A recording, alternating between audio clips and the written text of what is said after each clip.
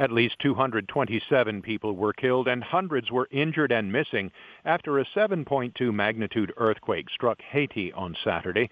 AP's Julie Walker reports. Haitian Info Project capturing the scene as a woman and child trapped in the rubble in Cape Haitian, saved by people digging them out. The earthquake also did significant damage to the coastal town of Les Cayes, where it leveled a popular hotel, hosting a celebration where officials say many are feared trapped or dead. U.S. Geological Survey geophysicist Paul Caruso says it was a magnitude 7.2 earthquake. Our pager is estimating that we have significant fatalities and significant economic damage. Caruso says Haiti could get some strong aftershocks. There's also a tropical storm expected to make landfall early in the week. I'm Julie Walker. The Taliban on Saturday captured a large, heavily defended city in northern Afghanistan in a major setback for the government, and were approaching the capital city of Kabul less than 3 weeks before the U.S. hopes to complete its troop withdrawal. The fall of Mazar-e-Sharif, the country's fourth largest city, hands the insurgents control over all of northern Afghanistan, confining the Western-backed government to the center and the east. Earlier, President Ashraf Ghani delivered a televised speech, his first public appearance since the recent Taliban gains. He vowed not to give up the achievements of the 20 years since the U.S. toppled the Taliban after the September 11th attacks. The insurgents now control 24 of Afghanistan's 34 provinces, leaving the Western-backed government with a smattering of provinces in the center and east, as well as the capital, Kabul. The Australian state of New South Wales entered a snap lockdown Saturday after the state's worst day of the coronavirus pandemic, with 466 new cases and 4 deaths. AP's Karen Chamas reports. New South Wales State Premier Gladys Berejiklian says the jump in cases is the largest so far in the state. We are on a par of being extremely concerned about the situation that we're in New South Wales. The state premier also said fines for breaking pandemic rules, such as breaching quarantine orders, had been increased from $737 to $3,685. Berejiklian did, however, say there was light at the end of the coronavirus tunnel. New South Wales has pretty much reached 50% of first doses vaccinated. We know that the lockdown coupled with a strong targeted vaccination program is what is going to get us out of this dire situation. I'm Karen Chamas. Protesters marched through Paris Saturday against a national mandate for a coronavirus health pass. On Monday, legislation was brought into force that requires people to show a QR code proving they have a special virus pass before they can use restaurants and cafes or travel across the country. More than 9,000 COVID-related hospitalizations did not deter protesters who opposed the introduction of the pass. Others showed up to vent their overall frustration with the tenure of French President Emmanuel Macron. Despite what is typically considered a slow summer weekend in Paris alone, there were 3 different demonstrations taking place. Residents of the northern Turkish town of Bozkurt were still shocked Saturday as hopes to find survivors dimmed after the country's worst floods in years. At least 44 people have died from the floods in the northern Black Sea region, the second natural disaster to strike the country this month. The floods brought chaos to northern provinces, just as authorities were declaring wildfires that raged through southern coastal regions for 2 weeks had been brought under control. Torrents of water tossed dozens of cars and heaps of debris along the streets, destroyed bridges, closed roads, and cut off electricity to hundreds of villages. Spain endured its hottest day of the year Saturday with temperatures topping 45 degrees Celsius, while authorities in Italy expanded the number of cities on red alert for health risks to 16 as a heat wave engulfed southern Europe. Many southern European countries have suffered days of intense heat accompanied by deadly wildfires in Italy, as well as in Algeria, Turkey, and Greece.